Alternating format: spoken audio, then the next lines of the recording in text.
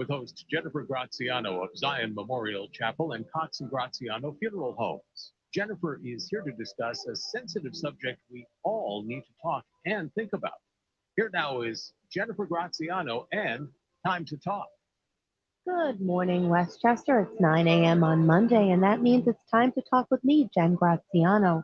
I'm a licensed funeral director who oversees my family's funeral homes, Cox and Graziano of both Mamaroneck and Greenwich, and the Zion Memorial Chapel of Westchester. Every Monday, I come to you discussing important topics and sensitive matters that all of us need to pause and reflect upon at some point. And through this show, I hope to provide a platform to do so. If you're joining us this morning on 1460 WVOX, the Whitney Global Media Station, we'll take your questions, comments, and calls to 914-636-0110. Good morning to Vinny and those in the control room, and good morning, Facebook Live viewers. So happy to be back with you after the President's Day holiday. Good morning to Tim Judge of GreenwichLocal.com, the man behind the camera. So I'm joined on the line by a guest today, and I'm really looking forward to doing the show because this is an organization that I personally have had cause to work with over the years as I've watched them aid many families during times of crisis. I'm joined on the line by Tiffany Smith of Larchmont Friends of the Family. They do so much great work in the community, and I'm going to let them tell you a bit more. So good morning, Tiffany. Good morning, Jen. How are you? I'm okay, thank you. Tiffany, if you're local to Larchmont, even though this is an organization that has its roots in the community for a long time, you might not know about Larchmont Friends of the Family unless you've had cause to need them. But if you do, then you know who they are and you're most grateful for them. So talk to me a bit, first of all, about your role in the organization and then about the origins of this wonderful organization. Yeah, so I've been involved with Larchmont Friends of the Family for a number of years now. The way that my family and I got involved in the organization was about 13 years ago. Our daughter unexpectedly passed away. And Wow. We had some individuals come to us to say, do you need help with cooking, cleaning, appointments for the boys, therapy, this, that, and the other thing. And in our heads, we were like, no, we're fine. We're financially okay. And not knowing what Larchmont Friends of the Family was at that time, we kind of said, no, we've got this under control. And now looking back, we didn't have it under control. So when you're going through a big loss, you're going through grief, there's no rule book on how you're supposed to grieve. So for us, we had little kids at home and we thought to ourselves, no, we've got this. So we really actually did it. So kind of when I came out of the fog after losing our daughter, I decided to get involved with Larchmont Friends of the Family because I wanted to know who these amazing people were that wanted to help me and my family, people that I didn't know whatsoever. And I decided to get involved, and I have to tell you, it was probably one of the greatest things I've ever done in my life. I'm sure. I met Mary Stein and Kathy Stout, who are the founding members of Larchmont Friends of the Family. And of course, they started this as a grassroots campaign, literally writing letters to friends in their kitchen, starting meal trains for different parents who were sick within the community. And it just blossomed for a very, very long time. And then there was kind of like a downward shift where people didn't know about Larchmont Friends of the Family. So back in 2017, a group of moms who were in a play group started talking about it again and kind of thought, let's bring this back into town and really take a look at how we can help Mary and Kathy really make this organization blossom. So we had, a bunch of different moms who came in, and there were so many new people in town who had no idea about Larchmont Friends of the Family. So we kind of hit the restart button and we introduced this to a younger generation, and it really took off. So Tiffany, And I'm sorry, I just want to circle back just to get people brought up to speed a little bit. So yeah, again, this was started over 20 years ago by Mary Stein, Kathy Stout, whom I've known actually most of my life, just from our church and school. But the organization was designed to provide emotional and financial support to families with dependent children who were facing medical illness or loss. So there was a death in the family, there was an illness in the family, and it was really, they ran the gamut of ways that they could support, be it the meal trains, scheduling appointments. Let's go into more of how a family was brought into Larchmont Friends of the Family. Did they identify a need in the community and reach out? Is it a referral basis? And it's a referral. How does it work? So there's actually, if you go onto the website, which is larchmontfriendsofthefamily.com, you will see a phone number on there. Okay. You can call that phone number or you can send an email. It's all anonymous, so we never know, as a board member, I never know who the family is that is in need of help. We have social workers and nurses who go in and they talk to the family and they figure out what the needs of the family are. So you may have a single mom who is going through treatment for cancer. That single mom, things that we don't think about unless we're in the situation is who's driving the kids to school every day, who's driving the mom to and from treatment, who's picking the kids up from school every day, who's cleaning the house, who's making sure there's dinner on the table, who's making sure lunch is in their backpack. So there's so many different things that we don't think of. And it also, there's such a huge financial burden on so many of these individuals. Like something as simple as parking. If you're going to New York City every single day for chemo treatments, you're paying for your tolls. Yeah. You're paying for a significant amount of parking every single time you park your car. Or if you're taking the train, you're paying for, Metro North and the subway. So our social workers and our nurses come in and they really assess the situation and they get to know the families. And there are definitely some families who, when we go in and we introduce ourselves and we meet them, they don't want that help because they think like they're going to be a burden on someone. But that's not what they are. We're all here to help each other. And we come together as this one massive family. And it's just something beautiful to see. And it's amazing. Over the years at the gala, we've had different individuals who have received help from us come and speak. And it's just unbelievable to hear these stories and how small amounts of kindness and, a meal train, a pickup from school, someone to come in and clean the house once a week, really helps these families tremendously. Yeah, little things that we take for granted mean so much. And honestly, it just shows you, it really speaks to the heart of community. This is what community is all about and embodies that whole spirit.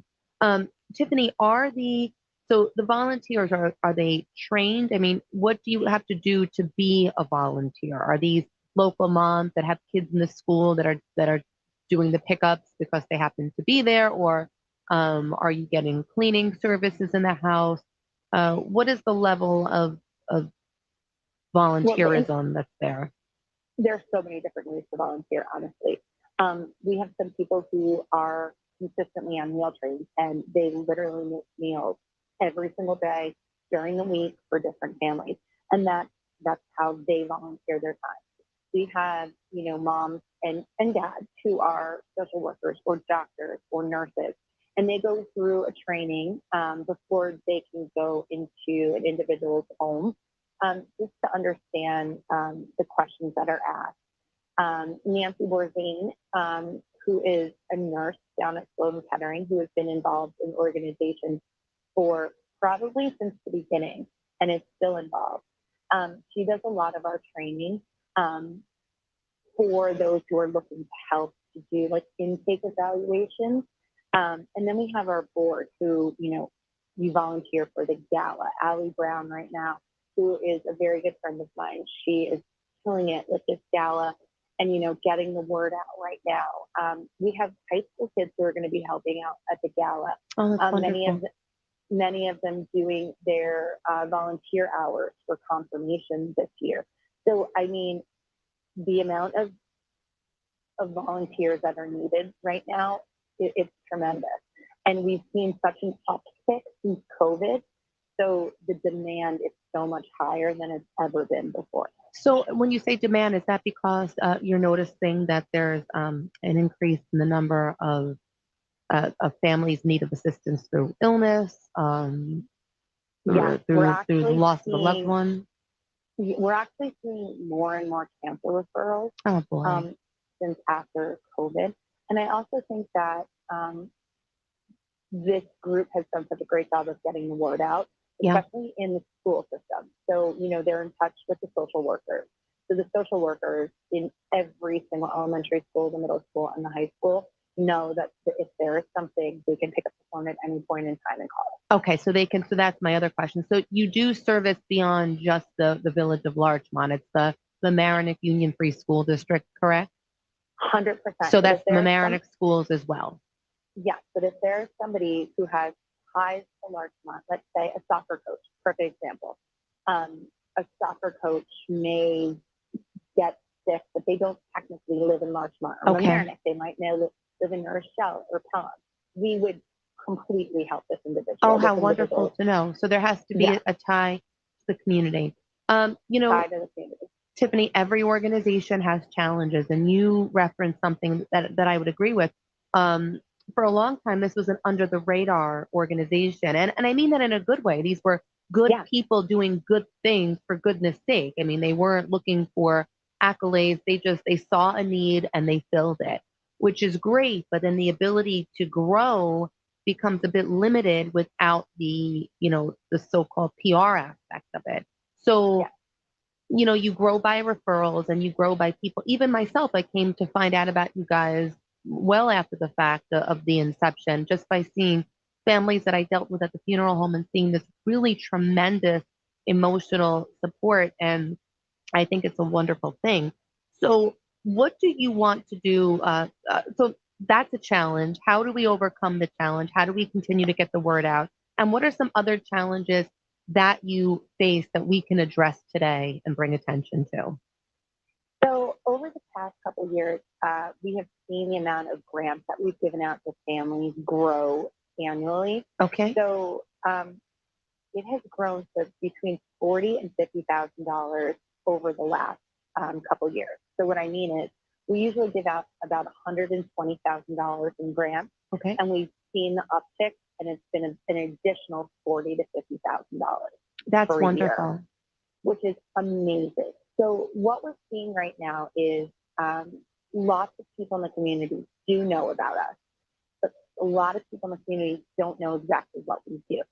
So that's what we're trying to get the word out more right now, is to get people to understand exactly who we are, and how they can help. It may not be, you don't have to come to the gala. You might be able to donate your time, or donate, a one-time donation, or come to, there's a family that is going to be hosting a music festival in their neighborhood in May. And they're going to have a whole slew of bands that are going to be playing. And any money that is raised during that is going to go to Larchmont Friends of the Family. So we're seeing not only this massive gala that's happening, but we're seeing all these pop-up fundraisers and awareness happening around our neighborhood. And it's amazing to see. So we're really excited. And as you know firsthand, again, having you learned about it in a very difficult way, but your impetus was to give back and join. Do you find that a lot of families follow suit to what you did? I do, actually. Actually, our speaker this year is Naomi Brickle, who grew up in Larchmont. She actually lives in New Rochelle right now, but she is a longtime Larchmont resident, a parishioner at St. Augustine's. Her teenage son, passed away unexpectedly a few years ago. And she is going to be our keynote speaker this year. So we're seeing people who have received help from us come back and want to give. We actually have a high school student right now who received some help, and he did a small fundraiser at the high school, and all the proceeds came back to Larchmont Friends of the Family. It's wonderful to see youth recognizing the benefits of this organization and wanting to do something about it. I think that's wonderful if you can motivate, especially teenagers, to think out, outside of themselves and the world at large. That's a wonderful thing. 100%. And I think part of that is back in 2017, we were very close to closing Larchmont Friends of the Family. Let's talk about that. Let's talk about how you got there. And again, I know the resuscitation of the organization came from some well-intentioned moms in a play group, but let's talk about where you're at versus where you were a few years ago. We are at a completely different point right now, which is it's amazing to see. We didn't have any of our volunteers involved, didn't really have any school-age children. So we were missing that huge aspect of the organization. So we weren't getting a lot of referrals from the schools, from the nursery schools. And we tried to figure out how can we bring the younger community back and understand what Larchmont Friends of the Family is. So we came together at a play group, and a bunch of moms. Tina Sherwood, I will say honestly, did a phenomenal job along with Laura Dupuy to really bring this organization back to life. And they kind of found some moms in the community who they knew can help make an impact. And we all came together and we kind of put our thinking hats on and said, like, how can we make Larchmont Friends of the Family a priority? And that's what we did. And we started off with the gala. We did a piggy bank drive, which was amazing. It was in the elementary schools where all the kids actually got a small piggy bank.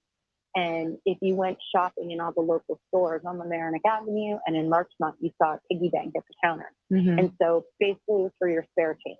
So for a month-long time, you dropped your change in there. And then at the end, we picked up all the piggy banks. We had high school kids come on in, count all the change out. We made thousands of dollars that went directly to the organization. So just by that small amount of awareness, people were calling us saying, like, why are you sending my kid home with a piggy bank? But there was information regarding Larchmont Friends of the Family with it. And people were blown away because they had no idea that we even existed. So that was the start of how to get the word back out about Larchmont Friends. And what a great idea. And small steps yield really big results, as you can see. And I think what's so great is that your gala on March 16th, which tickets are still available. And I actually, following the show, I'm going to be sure that I get mine as well. But the gala is the first time you're gathering in person in 2 years. I think that's wonderful. It's great to be back together in person. And I think you could really have a greater impact to hear the stories firsthand, to kind of speak to people in the organization. It's at the beautiful Beach Point Club, which does a phenomenal job. It's so wonderful to hear that you guys are doing that. And at the end of the show, we'll make sure we give out the website and contact info. Tiffany, what does, in terms of emotional support, so we see that there are grants given, the meal trains are given, but emotional support, as you know, the aftermath of loss, it's just so difficult. And even when you think you have it together, we always say, if you don't deal with grief, grief will deal with you at some point. What are the emotional support services given, whether it's an illness or a loss? Because even going through illness, the emotional strains are so heavy. So incredibly heavy. So when our team goes into an evaluation or an intake, they really talk to the patient and or the family to try to figure out where they are. So we will find grief counselors for them. We will find therapists for them. Okay. We find therapists for their children. We have such an amazing group of individuals who donate their time as well. A lot of this stuff is donated. A lot of it is, discounted. A lot of it is done by word of mouth and getting them into different support groups that are out there, because sometimes they're just so overwhelmed with grief that even if you go to Google a support group, you don't know exactly what you're looking for. Yeah, that's very true. That's very true. There's so much lack of awareness that you don't know the resources available to you. And it's not as easy. We think nowadays you can Google anything, but you're not going to find the best fit for you and your children and your family. So having that vetted service is a great thing. 100%. A support group for an individual who may have lost their spouse versus a support group for somebody who may have lost a child is very different. Sure. So we try to make sure that we are setting up everybody in the right group and in the group that will, take them in and help them and support them and lift them up. So that's what we're trying to make sure that we're doing as well. So connecting to counseling service. Now, in terms of the donations of ways people can get involved, obviously financial donations are always great, but if there are people who are mental health professionals or clinical professionals such as nurses, they are able to go through your organization to donate their time and talent, correct? 100%. And there are links on the website. You can subscribe to the email list, or you can email larchmontfof@gmail.com. Or there's a confidential hotline that you can actually call as well. And just leave a message on there letting us know what you can do to help, or if you need help, or if you know of somebody who is in need of help. Everything is confidential. But for any of those counselors that would like to donate their time or their services, the number or the email address is there. Wonderful. So, Tiffany, now that there's been a new life breathed into the organization and this resurgence, do you see it expanding? Do you see, is the goal to really tackle all, emotional needs, not just medical, do you see it expanding into divorce or other things that a family might go through? I don't know, honestly. I would say right now our focus is on tragedy and illness and loss. I think that is where the grassroots effort started 20 plus years ago. That might be an additional branch of Larchmont Friends of the Family eventually. I think because the need is so large and so deep that we can't even think that far ahead, because like I said, the number of inquiries that we're getting each and every day are growing. And I think when you see the community around us, the community is growing. So, that classroom that used to have 15 kids in it now has 25 kids in it. That's very true. So, absolutely. So our schools are bigger. Our schools are bigger. Our community is bigger. We're seeing more and more houses going up. Yeah. So the larger the population gets, unfortunately, that number of tragedies and illnesses and loss grow. So I think go ahead. That's where our focus is for now, and will continue to stay. So yeah, that's what that's in my heart. What I feel is what we will continue to do. And like you said, people don't realize the need, because Larchmont is such a beautiful place. Let's face it. You're picturesque setting, great people, great schools, and often, you don't think, there's kind of an association with that where people just think everything is great from the outside looking in. But there are real, there are sad stories, there are tragedies, and no community, no matter how picturesque or beautiful, is immune to that. No one escapes that. So like you said, the need is certainly there. The community is growing. It's very true. Like class sizes, I went to John and Paul. My daughter went many, many years later, and, it almost like it's doubled.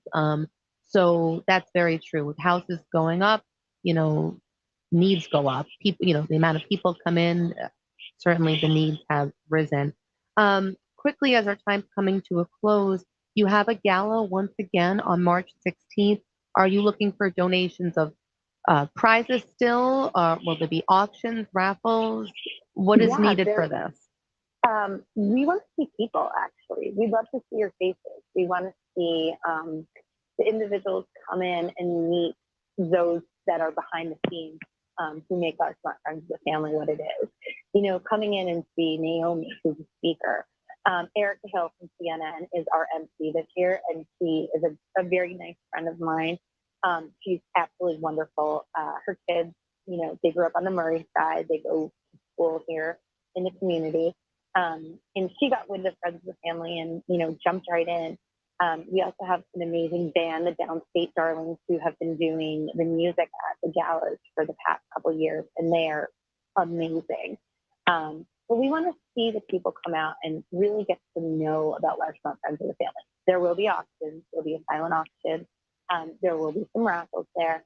But we want people to hear our story, and we want people to hear the story of Naomi who's speaking this year. Yeah, she's going to be a wonderful speaker. She's going to be amazing. And she has the most wonderful family who has supported her over, the past couple of years. And they're all going to be there. I can't wait to see her mom out in the dance floor, actually. Oh, how wonderful. Kitty is going to be a hit. It really is about, friends and family coming together to support each other. And I think having people come to the gala is the most important, because they can see how tight this community actually is. And like you said, it looks so picture perfect, like looking from the outside in, but you don't know what's happening behind those closed doors. So that's where we come in and we try to, gather those family members and let them know it's all going to be okay. So Tiffany Smith of Larchmont Friends of the Family, thank you for shedding light on this really wonderful local organization. Give us that website one more time. It's larchmontfriendsofthefamily.org. Thank you. And I look forward to seeing you on March 16th. So take a look at that website, everyone. Great ways to get involved. This is the true meaning of community. So this is Jen Graziano, thanking you for taking the time to listen as we took the time to talk. Have a great day, Westchester. Bye-bye.